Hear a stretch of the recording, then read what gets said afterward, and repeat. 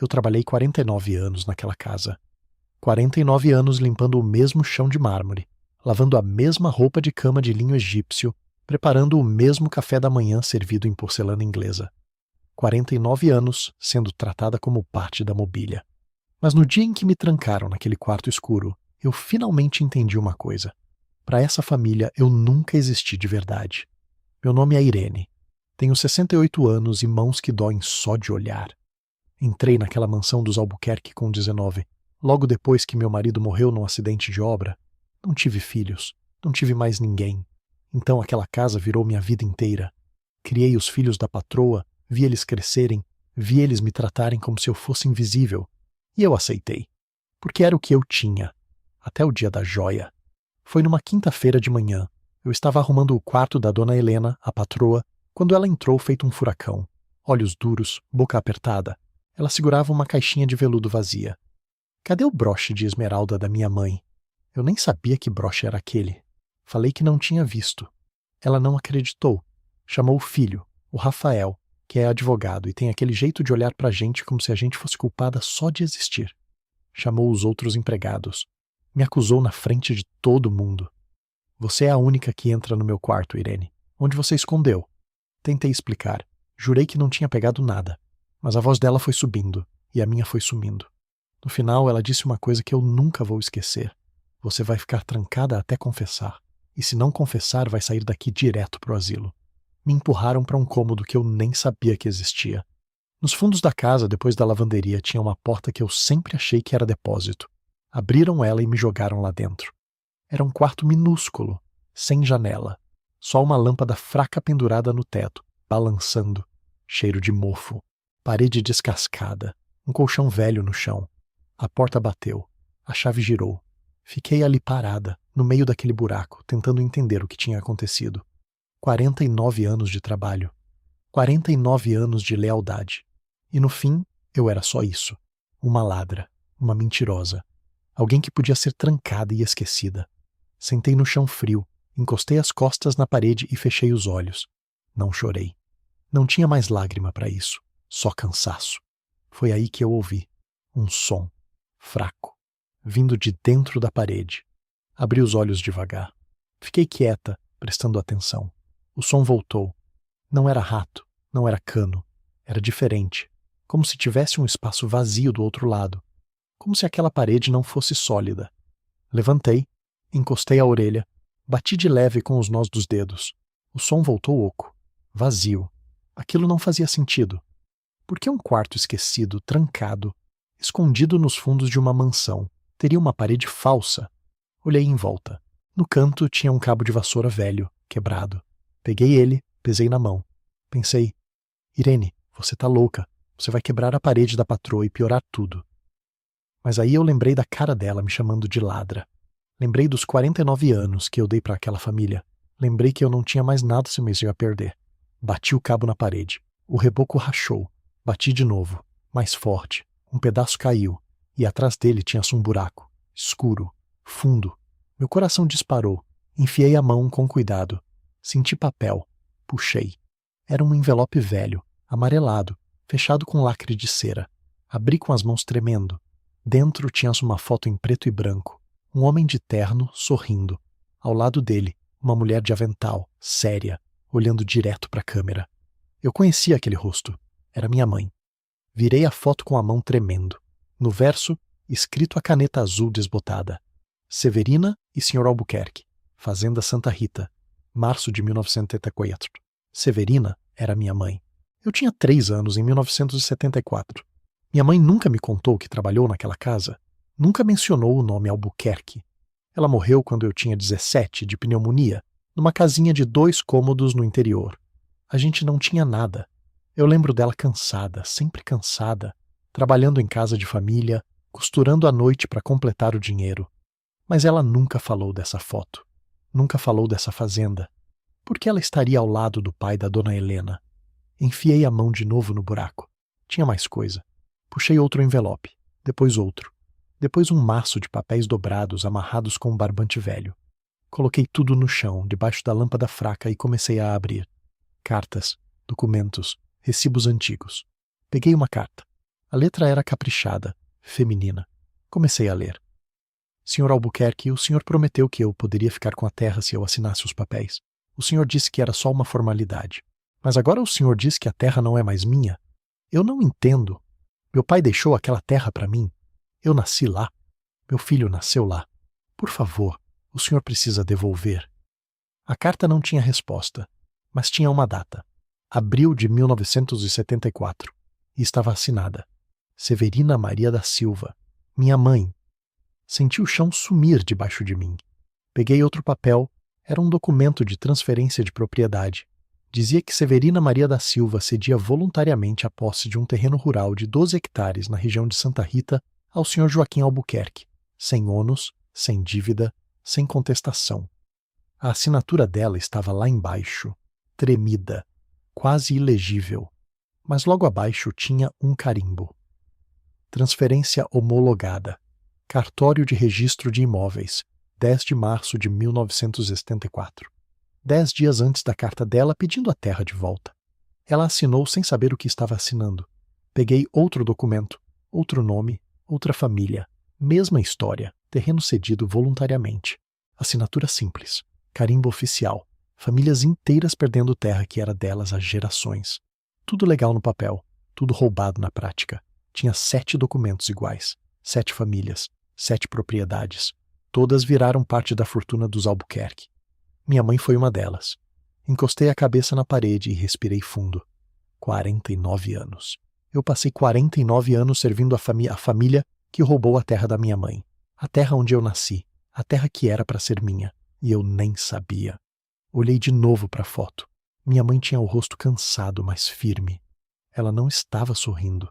Ela estava olhando direto para a câmera como se estivesse dizendo: eu sei quem você é. Será que ela sabia naquele dia que ele ia roubar tudo dela? Será que ela assinou aquele papel achando que estava fazendo a coisa certa? Será que ela morreu sabendo que tinha sido enganada? Juntei os papéis com cuidado, como se fossem feitos de vidro. Minha cabeça estava girando. Eu precisava pensar. Precisava entender o que fazer com aquilo. Mas antes que eu conseguisse organizar qualquer pensamento, ouvi passos do lado de fora. Escondi os papéis debaixo do colchão velho, rápido. Sentei no chão, longe da parede quebrada, tentando parecer cansada, derrotada. A chave girou. A porta abriu. Era a Júlia, a neta da dona Helena. 16 anos, cabelo preso, uniforme de colégio particular. Ela entrou devagar, olhando para trás como se estivesse fugindo de alguém. Trazia um prato com pão e queijo. Dona Irene, eu trouxe comida. A vovó não deixa ninguém te dar nada, mas eu... Ela parou. Olhou para a parede quebrada. Olhou para mim. O que a senhora fez? Não respondi na hora. Só olhei para ela. Júlia sempre foi diferente. Desde pequena ela me cumprimentava. Me perguntava como eu estava. Me chamava pelo nome. Era a única. Júlia, eu disse, a voz saindo mais firme do que eu esperava. Você confia em mim? Ela hesitou, depois assentiu. Então preciso que você me escute e não conte para ninguém o que eu vou te mostrar. Júlia fechou a porta devagar e se aproximou. Eu puxei os papéis de debaixo do colchão e coloquei no chão, entre nós duas. Ela se ajoelhou, olhando tudo com os olhos arregalados. O que é isso? Provas, eu disse. Provas de que sua família construiu tudo o que tem em cima de roubo. Ela pegou a foto da minha mãe, olhou para mim, olhou de novo para a foto. Essa mulher parece com a senhora.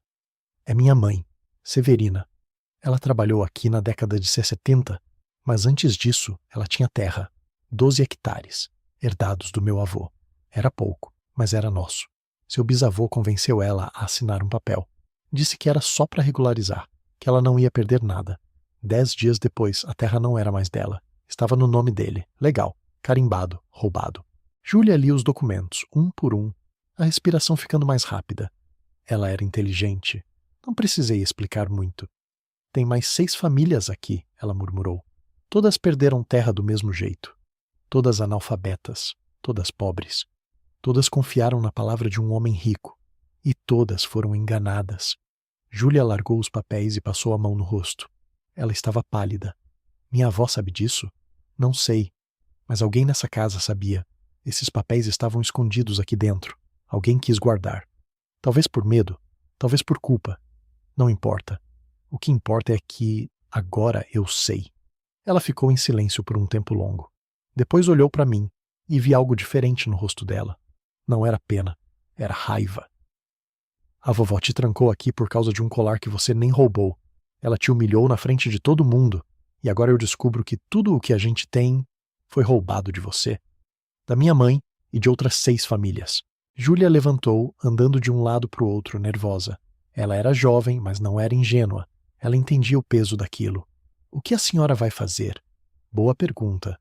O que eu ia fazer? Eu podia sair dali gritando, mostrando os papéis para todo mundo, exigindo justiça. Mas quem ia me ouvir? Eu era a empregada acusada de roubo. Eles eram os Albuquerque, donos de terra, de nome, de respeito. Minha palavra contra a deles não valia nada, mas aqueles papéis valiam. Eu vou sair daqui, eu disse, e vou levar esses documentos comigo. Depois vou procurar um advogado, alguém que entenda de terra, de fraude, de prescrição. Vou descobrir se ainda dá tempo de fazer alguma coisa, e se não der, pelo menos vou contar a verdade. Para todo mundo. Para o jornal, para a igreja, para quem quiser ouvir. Júlia me olhou com uma mistura de medo e admiração. A vovó vai te destruir. Ela já tentou, me trancou aqui, me acusou, me humilhou, mas ela não sabia que eu ia achar isso. Agora quem tem o que perder é ela. Júlia respirou fundo. Depois pegou a chave do bolso. Eu vou te soltar. Não, ainda não. Ela franziu a testa. Por quê? Porque se você me soltar agora, vão saber que foi você. Vão te punir, e eu preciso que você fique do lado de dentro. Preciso que você seja meus olhos e ouvidos. Amanhã de manhã, quando sua avó vier aqui, eu vou confrontar ela, na frente de todo mundo. Mas antes disso, preciso que você faça uma coisa para mim. O quê? Tire foto desses documentos, todos, com o seu celular. Manda para você mesma por e-mail. Guarda em algum lugar seguro. Se eles tentarem destruir os originais, a gente ainda tem as cópias. Júlia hesitou só um segundo. Depois pegou o celular e começou a fotografar. Cada página, cada carta, cada recibo, a foto da minha mãe, tudo. Quando terminou, ela guardou o celular e me olhou. Dona Irene, a senhora tem certeza? Isso vai explodir a La Família inteira. Sua família explodiu a minha há 50 anos, Júlia. Eu só estou devolvendo a conta. Ela assentiu devagar. Juntou os papéis, me entregou e eu escondi tudo de novo debaixo do colchão. Ela foi até a porta, mas antes de sair virou para mim. Eu sinto muito pelo que fizeram com a senhora e com sua mãe. Eu sei, mas sentir não basta. Amanhã você vai ter que escolher de que lado você fica. Ela saiu sem responder. Fiquei sozinha de novo, mas dessa vez era diferente. Eu não estava mais presa. Eu estava armada. A noite foi longa. Não consegui dormir direito. Ficava repassando tudo na cabeça. O que eu ia dizer? Como ia dizer? Onde ia estar cada pessoa? Eu sabia que tinha uma chance só. Se eu errasse, se eu hesitasse, eles iam me esmagar. Mas eu não podia errar. Não por mim, por minha mãe. Lá pelas 5 da manhã, ouvi movimento na casa. Passos no corredor. Vozes abafadas. A rotina começando. Eu me levantei, arrumei o cabelo, alisei o uniforme amassado. Peguei os documentos de debaixo do colchão e dobrei com cuidado, enfiando dentro da blusa, presos na cintura da calça. Ninguém ia ver, mas eu sabia que estavam ali. Às 7 horas, a chave girou na fechadura. Era Dona Marlene. Ela entrou com a bandeja do café, o rosto duro, sem olhar para mim. Bom dia, eu disse. Ela não respondeu. Colocou a bandeja na mesinha e virou para sair. Marlene. Ela parou, mas não virou. Eu não roubei o colar. Não é comigo que você tem que falar. Eu sei, mas você sabe que eu não roubei. Você me conhece há 15 anos. Ela ficou parada ali, de costas para mim, os ombros tensos. Depois suspirou. Não importa o que eu acho, Irene. Importa o que a patroa acha. E se eu provar que ela está errada? Marlene virou devagar, me olhando com cuidado. Como? Você vai ver. Hoje. Eu só preciso que você faça uma coisa. Quando Dona Beatriz descer para tomar café, avisa todo mundo. Eu quero a família inteira na sala. Todos! Irene, o que você está planejando? Justiça. Ela me olhou por um tempo longo. Depois balançou a cabeça e saiu, trancando a porta de novo. Mas eu sabia que ela ia fazer o que eu pedi. Marlene era leal à patroa, mas ela também era justa. E no fundo, ela sabia que alguma coisa ali não batia. Às 8h30, ouvi vozes na sala de jantar. Muitas vozes, a família toda reunida. Meu coração disparou. Era agora. 10 minutos depois, a chave girou de novo. Dessa vez era Júlia. Ela abriu a porta e me olhou, os olhos vermelhos, como se não tivesse dormido. Estão todos lá embaixo, ela disse baixinho. Vovó, vovô, meus pais, meus tios, todo mundo. Ótimo. Dona Irene, a senhora tem certeza? Absoluta. Ela deu um passo para o lado e eu saí do quarto. Meus joelhos tremiam, mas eu não deixei aparecer. Desci a escada devagar, cada degrau pesando como chumbo. Quando cheguei na sala de jantar, todos viraram para mim. Dona Beatriz estava sentada na cabeceira da mesa, o colar de pérolas no pescoço. Ao lado dela, o marido, Dr. Augusto, um homem alto de cabelo branco, que sempre me tratou com indiferença educada. Os filhos estavam espalhados pela mesa. Rodrigo, o mais velho, de terno, já pronto para o trabalho. Camila, a do meio, de braços cruzados, olhando para mim com desprezo. E os netos, incluindo Júlia, que ficou perto da porta, pálida. Marlene estava encostada na parede, os olhos fixos em mim. Dona Beatriz levantou o queixo. Irene finalmente decidiu aparecer. Veio se desculpar? Não, senhora. Vim cobrar. O silêncio foi imediato. Todos me olharam como se eu tivesse falado em outra língua. Cobrar? Dona Beatriz repetiu a voz gelada. Cobrar o quê? Uma dívida, de 50 anos. Dr. Augusto franziu a testa. Do que você está falando? Eu tirei os documentos de dentro da blusa e coloquei em cima da mesa, bem no meio, onde todos podiam ver. As folhas amareladas se espalharam. Contratos, recibos, cartas, a foto da minha mãe. Estou falando disso. Estou falando de como essa família construiu a fortuna dela, roubando terra de gente pobre. Dona Beatriz ficou branca. Não de raiva, de medo. Onde você conseguiu isso? Aqui mesmo, escondido nessa casa. Alguém guardou, talvez por culpa, talvez por medo de que um dia a verdade aparecesse. E apareceu. Rodrigo se levantou, pegando um dos papéis. Isso é mentira. Meu bisavô era um homem honrado. Seu bisavô era um ladrão, e eu tenho provas, Camila bufou. Provas? Esses papéis velhos não provam nada. Podem ser falsos. Podem, mas não são. E se a senhora quiser, a gente pode levar num cartório, num advogado, num juiz. Vamos ver o que eles acham. Dr. Augusto pegou a foto da minha mãe, olhando com atenção. Quem é essa mulher? Minha mãe, Severina Gomes da Silva. Ela trabalhou aqui como doméstica. Mas antes disso, ela tinha terra. 12 hectares, herdados do meu avô. Até o dia em que o bisavô de vocês convenceu ela a assinar um papel. Dona Beatriz se levantou bruscamente, a cadeira raspando no chão. Chega! Eu não vou ficar aqui ouvindo essas acusações ridículas. A senhora vai sim, porque se não ouvir, todo mundo vai ouvir. Jornal, internet, advogado. Eu vou contar essa história inteira. Como a família Almeida Prado enriqueceu roubando terra de trabalhador rural analfabeto. Dr. Augusto ergueu a mão, pedindo silêncio. Ele olhou para mim, depois para os papéis, depois para a esposa. Beatriz, senta. Augusto, você não vai acreditar nessa... Senta. Ela sentou, mas o rosto estava vermelho de raiva contida. Dr. Augusto pegou o contrato, lendo devagar. Depois pegou o recibo. Depois a carta. Ele lia em silêncio, e a cada linha a expressão dele mudava, de desconfiança para surpresa, de surpresa para constrangimento. Finalmente ele colocou os papéis de volta na mesa e olhou para mim. Isso é verdade? Cada palavra. E você guardou isso por quanto tempo? Eu não guardei. Eu achei. Ontem. Quando fui acusada de roubar um colar que eu nunca encostei a mão. Rodrigo cruzou os braços. Mesmo que isso seja verdade, foi há 50 anos. Prescrição. Não tem mais validade legal. Pode não ter validade legal, mas tem validade moral e tem validade pública. Imagina a da Manchete. Família tradicional de São Paulo construiu império sobre roubo de terras.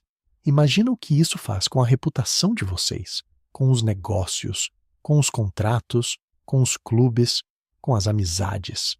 Camila riu, mas era um riso nervoso. Você está nos chantageando? Não, eu estou cobrando o que é meu, o que sempre foi meu. O que foi tirado da minha mãe. Dr. Augusto suspirou fundo, passando a mão no rosto. O que você quer, Irene? Primeiro, eu quero que a acusação de roubo seja retirada, publicamente, na frente de todo mundo que trabalha aqui. Eu quero minha dignidade de volta. Ele acenou com a cabeça. Feito. E depois? Depois eu quero uma indenização, justa. Pelos 50 anos que minha mãe trabalhou aqui sem nunca receber o que era dela. Pelos 15 anos que eu trabalhei e pela humilhação de ser trancada num quarto como criminosa. Dona Beatriz explodiu. Você tá louca? Nós não vamos te dar nada. Então eu vou pro advogado, e pro jornal, e pra internet, e vocês vão explicar pra sociedade como conseguiram essa mansão, essas empresas, esse nome todo. Dr. Augusto levantou a mão de novo, cortando a tua esposa. Quanto? Eu respirei fundo. Esse era o momento. Eu tinha pensado no número a noite inteira. Não podia ser pouco, porque eu merecia. Mas não podia ser absurdo, porque eles iam rir na minha cara. 500 mil reais, Camila gargalhou. 500 mil? Você enlouqueceu de vez. Mas Dr. Augusto não riu. Ele ficou olhando para mim, calculando. Depois olhou para os papéis de novo. 300, 450, 350. E você assina um termo de confidencialidade. Nunca mais fala disso. Para ninguém. Eu olhei para ele. Olhei para os papéis. Olhei para a foto da minha mãe ali no meio da mesa. O rosto cansado, os olhos tristes. 400. E eu assino. Ele ficou em silêncio por um tempo que pareceu eterno. Depois estendeu a mão. Feito. Dona Beatriz levantou de novo, dessa vez saindo da sala sem dizer nada. Camila foi atrás dela. Rodrigo ficou parado, me olhando com uma mistura de raiva e respeito. Você tem coragem, Irene. Vou te dar isso. Não é coragem, é necessidade. Dr. Augusto chamou o advogado da família no mesmo dia. Às 3 da tarde, eu estava sentada no escritório dele assinando papéis. Termo de confidencialidade, acordo de indenização, quitação de débitos trabalhistas, tudo certinho, tudo legal, tudo registrado. Quando terminei de assinar, ele empurrou um envelope para mim. Cheque nominal, pode descontar amanhã. Eu peguei o envelope, mas não abri. Só segurei ali, sentindo o peso dele na mão. E a acusação? Retirada, oficialmente. Dona Beatriz vai falar com os funcionários ainda hoje. Eu quero ouvir, ele suspirou. Você vai. Às 5 horas, todos os funcionários foram chamados para a sala de estar. Marlene, o motorista, a cozinheira, as outras 2 empregadas, o jardineiro.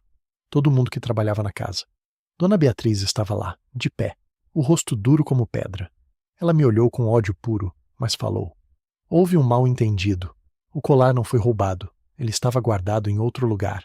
Irene não tem nenhuma culpa. Peço desculpas pelo transtorno.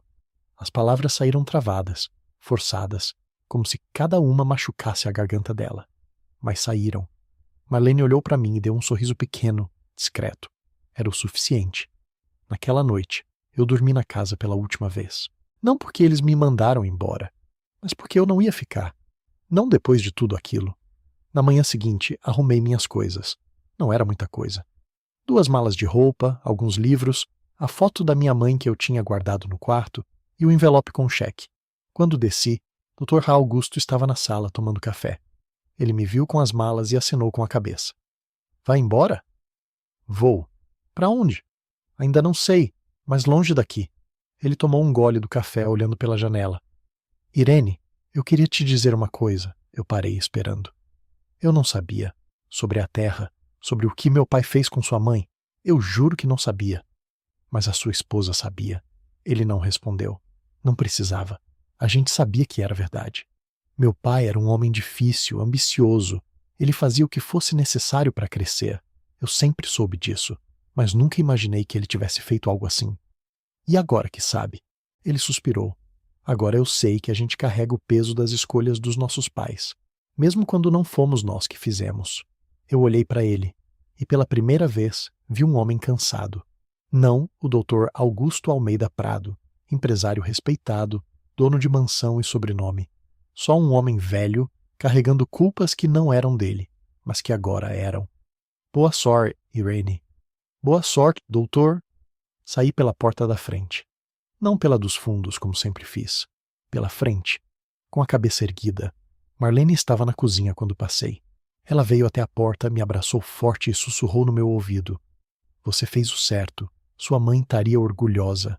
Eu segurei as lágrimas até sair do portão. Descontei o cheque no dia seguinte. 400 mil reais. Era mais dinheiro do que eu tinha visto na vida inteira. Mais do que minha mãe tinha visto. Mais do que ela tinha sonhado. Mas não era só dinheiro. Era justiça. Era reconhecimento. Era a prova de que ela não tinha sido esquecida. De que o trabalho dela tinha valido alguma coisa. de que a dignidade dela importava.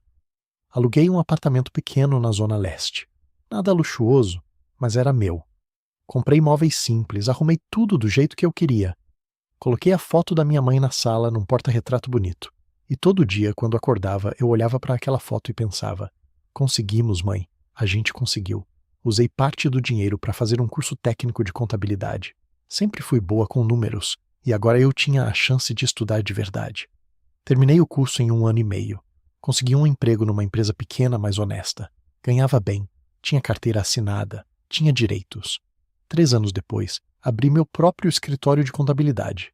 Pequeno, mas meu. Atendia microempresas, autônomos, gente que precisava de ajuda para organizar a vida financeira. Gente como eu, gente como minha mãe. O escritório cresceu. Devagar, mas cresceu. Contratei 2 funcionárias, depois 4. Hoje são 8 pessoas trabalhando comigo. Todas com carteira assinada, todas com salário justo, todas tratadas com respeito. Eu nunca mais vi a família Almeida Prado. Nunca mais pisei naquela casa. Nunca mais quis saber deles. Mas um dia, uns 5 anos depois de tudo aquilo, eu estava passando de carro pela Avenida Paulista quando vi uma placa enorme. Almeida Prado Empreendimentos, tradição e confiança desde 1952. Eu parei no sinal olhando para a placa e pensei: tradição construída em cima de roubo. Confiança comprada com silêncio. Mas eu não fiquei com raiva. Não senti vontade de expor, de gritar, de destruir. Porque eu já tinha vencido. Eu tinha pegado o que era meu. Tinha honrado minha mãe. Tinha construído uma vida digna. E eles?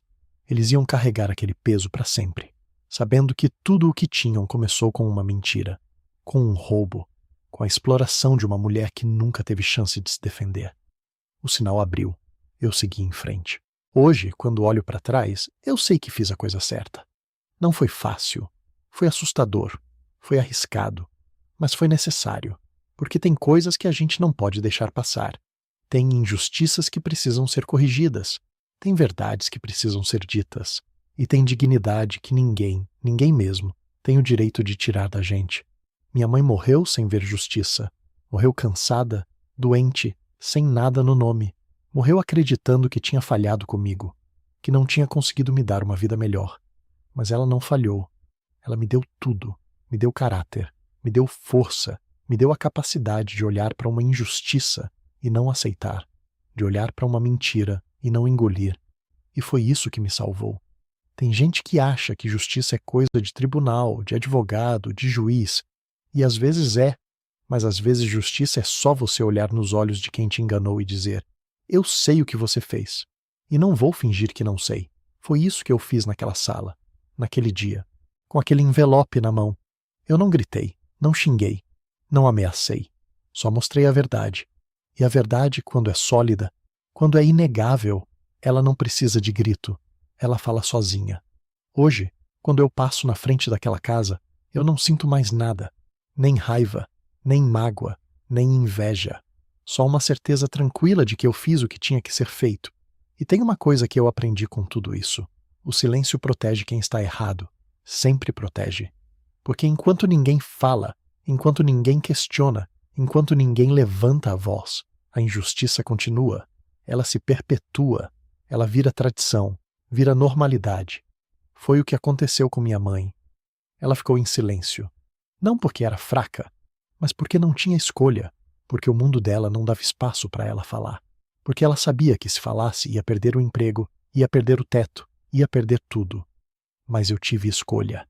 E escolhi falar. Não foi fácil. Teve noite que eu acordei suando frio pensando: e se der errado? E se eles me processarem? E se ninguém acreditar em mim? Mas aí eu olhava para a foto da minha mãe e lembrava: ela não teve essa chance. Ela não pôde escolher. Então, eu vou escolher por nós duas. E escolhi certo.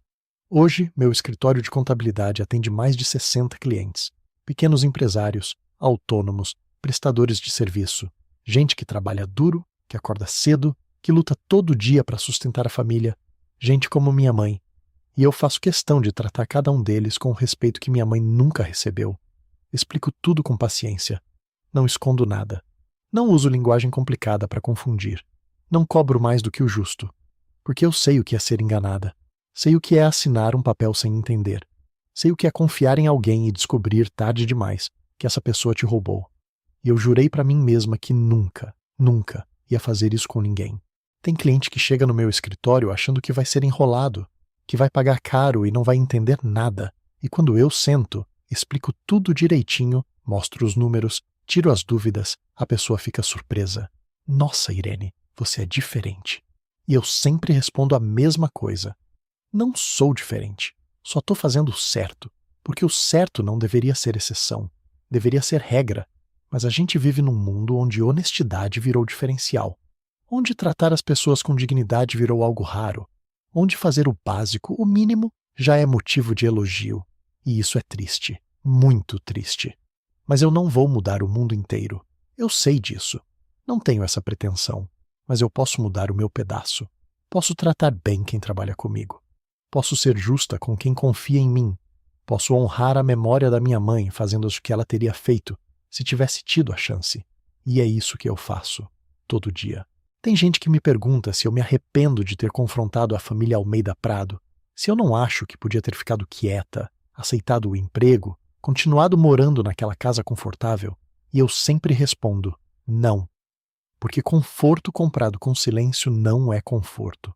É prisão. Eu podia ter ficado. Podia ter fingido que não sabia de nada. Podia ter aceitado as migalhas que eles me ofereciam e vivido uma vida mediana, segura, sem sobressaltos. Mas eu não ia conseguir dormir. Não ia conseguir olhar no espelho. Não ia conseguir olhar para a foto da minha mãe sem sentir vergonha. Porque tem coisas que a gente não negocia. Tem princípios que não têm preço. Tem dignidade que não se vende. E a minha eu não vendi. A da minha mãe eu resgatei. E hoje, quando eu fecho o escritório no fim do dia, quando eu volto para o meu apartamento, quando eu sento no sofá e olho em volta, eu sei. Tudo isso aqui é meu. De verdade. Não foi dado. Não foi herdado. Não foi roubado. Foi conquistado. Com trabalho. Com coragem. Com justiça. E isso ninguém tira de mim. Tem uma coisa que eu nunca contei para ninguém. Nem para os meus clientes, nem para os meus amigos mais próximos. Mas acho que agora é hora de falar. Uns 3 anos depois de tudo aquilo, eu estava no supermercado, dia comum, sábado de manhã, comprando as coisas da semana. E quando eu virei o corredor, dei de cara com ela, Beatriz Almeida Prado. Ela estava sozinha, sem motorista, sem empregada, sem ninguém. Empurrando um carrinho pequeno, com meia dúzia de itens. Roupa simples, cabelo preso, nenhuma joia. Ela me viu. Eu vi que ela me viu. E por um segundo, a gente ficou ali, parada, sem saber o que fazer. Eu podia ter virado as costas. Podia ter seguido em frente e fingido que não tinha visto. Seria o mais fácil. Mas eu não fiz isso. Eu respirei fundo e fui até ela. Dona Beatriz. Ela me olhou e nos olhos dela eu vi algo que nunca tinha visto antes. Vergonha. Irene. A voz dela saiu baixa. Quase um sussurro. A gente ficou ali, em silêncio por alguns segundos, até que ela falou. Eu queria ter feito diferente. Não era um pedido de desculpas. Não era uma justificativa. Era só uma confissão. Simples, direta, verdadeira. E eu percebi naquele momento que ela não era a vilã que eu tinha construído na minha cabeça. Ela era só uma pessoa que tinha feito escolhas ruins, que tinha se deixado levar pela ganância, pelo medo, pela pressão da família, mas que no fundo sabia que estava errada. Eu também queria que você tivesse feito diferente, eu respondi. Mas não dá para voltar atrás. Ela assentiu, devagar, como se estivesse carregando um peso enorme nos ombros. Meu marido morreu no ano passado, infarto. Os meninos, eles não falam mais comigo. Acham que eu sou fraca, que eu deveria ter lutado mais contra você. Ela deu uma risada amarga. Lutado contra você? Como se você fosse a inimiga. Eu não disse nada, só escutei. A casa foi vendida, tive que vender. As dívidas eram grandes demais. Agora eu moro num apartamento alugado, pequeno, só eu. Ela olhou para o carrinho dela. Pão, leite, ovos, o básico. Engraçado, né? A gente passa a vida inteira acumulando coisas achando que isso é o que importa. E no final a gente perde tudo e fica sozinha. Eu podia ter sentido pena. Podia ter sentido satisfação. Podia ter sentido raiva. Mas eu não senti nada disso. Eu só senti cansaço. Um cansaço profundo de carregar aquilo tudo. Dona Beatriz, eu não desejo mal para a senhora. Nunca desejei. Eu só queria o que era meu. O que era da minha mãe? Ela me olhou, e pela primeira vez eu vi lágrimas nos olhos dela. Eu sei, e você estava certa. A gente ficou ali mais um pouco, em silêncio, até que ela pegou o carrinho e começou a se afastar. Mas antes de virar o corredor, ela parou. Olhou para trás. Sua mãe, ela era uma mulher boa, trabalhadora, honesta. Eu sempre soube disso. E foi embora. Eu fiquei ali, parada, segurando minha cesta de compras, tentando processar o que tinha acabado de acontecer. E percebi uma coisa. A justiça que eu tinha buscado, que eu tinha lutado tanto para conseguir, ela não tinha trazido felicidade para ninguém. Nem para mim, nem para ela. Tinha trazido verdade. Tinha trazido reparação. Tinha trazido dignidade. Mas felicidade? Não. Porque justiça não é sobre felicidade. Justiça é sobre equilíbrio, sobre corrigir o que está errado, sobre devolver o que foi tirado. E às vezes esse processo dói. Dói em todo mundo, até em quem estava certo. Mas ainda assim, é necessário. Porque sem justiça a gente vive numa mentira, numa ilusão. Num mundo onde quem tem mais poder pode fazer o que quiser, e quem tem menos poder só pode aceitar. E eu me recusei a viver nesse mundo. Minha mãe viveu nele, e morreu nele. Mas eu não ia repetir a história dela. Eu saí daquele supermercado com uma sensação estranha. Não era alívio, não era vitória. Era só paz. Uma paz cansada, mas real. Porque eu tinha feito o que precisava ser feito. Tinha honrado minha mãe. Tinha honrado a mim mesma. E agora, finalmente, eu podia seguir em frente. Sem raiva, sem mágoa, sem peso. Só com a certeza de que, quando a vida me colocou numa encruzilhada, quando eu tive que escolher entre o conforto e a verdade, entre o silêncio e a justiça, entre aceitar a injustiça e lutar contra ela, eu escolhi certo. E essa escolha ninguém tira de mim. Hoje, quando eu olho para trás, eu vejo tudo com clareza. Vejo os erros, vejo os acertos, vejo as dores, vejo as vitórias e vejo minha mãe. Sempre vejo minha mãe.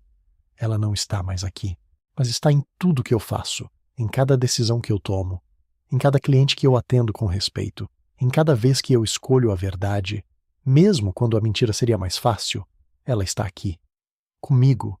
E enquanto eu estiver viva, enquanto eu estiver trabalhando, enquanto eu estiver lutando, a história dela não vai ser esquecida. Sabe o que é mais estranho em tudo isso? Não é o dinheiro que eu recebi, não é a casa que eu consegui de volta, não é nem a sensação de ter vencido. O mais estranho é o silêncio. Depois que tudo terminou, depois que os processos foram encerrados, depois que o dinheiro caiu na conta e a escritura foi registrada no meu nome, veio o silêncio. Aquele silêncio pesado de quem passou anos lutando e de repente não tem mais contra o que lutar. Nos primeiros meses, eu não sabia o que fazer comigo. Acordava de madrugada, o coração acelerado, achando que tinha esquecido algum prazo, algum documento, alguma audiência. Mas não tinha nada. Estava tudo resolvido. E foi aí que eu entendi uma coisa. A gente se acostuma com a luta. A gente se acostuma com a tensão. E quando ela acaba, a gente fica meio perdida. Levei um tempo para me encontrar de novo, para lembrar quem eu era antes de tudo isso, para voltar a viver sem carregar aquele peso nas costas. Mas aos poucos eu fui voltando, fui me reconectando com as coisas simples, com o trabalho, com os amigos, com a vida, e fui entendendo que aquela luta, por mais difícil que tenha sido, me transformou, me fez mais forte, me fez mais consciente, me fez mais humana. Hoje, quando eu atendo um cliente no escritório, quando alguém chega com uma história parecida com a minha, eu sei exatamente o que dizer. Eu sei exatamente o que fazer. Porque eu já estive lá. Eu já senti aquela dor. Eu já carreguei aquele peso. E eu sei que é possível sair do outro lado. Não inteira. Não sem cicatrizes. Mas de pé. A casa onde minha mãe trabalhou por 30 anos, aquela casa que virou o centro de tudo, eu vendi. Não consegui morar lá. Não consegui transformar aquele lugar em lar. Tinha memória demais. Dor demais. História demais. Mas antes de vender, eu fui lá uma última vez, sozinha. Caminhei pelos cômodos, toquei nas paredes, sentei na cozinha onde minha mãe passou tantas horas e falei com ela. Falei tudo que eu não tinha conseguido falar quando ela estava viva. Falei do orgulho que eu sentia, falei da raiva que eu tinha sentido, falei do medo, falei da luta, falei da vitória e pedi desculpas por não ter percebido antes. por não ter feito mais enquanto ela estava aqui, por ter deixado ela carregar aquilo sozinha. Não sei se ela me ouviu, não sei se existe algo depois, não sei se as almas ficam por perto ou se vão embora para sempre. Mas eu precisava falar, precisava fechar aquele ciclo. E quando eu saí daquela casa pela última vez, quando eu tranquei a porta e que entreguei as chaves para o corretor, eu senti algo que não esperava sentir. Alívio. Não era mais sobre a casa, não era mais sobre o dinheiro, não era mais sobre ganhar ou perder, era sobre honra, sobre dignidade, sobre fazer o certo, mesmo quando o certo é difícil. E eu tinha feito.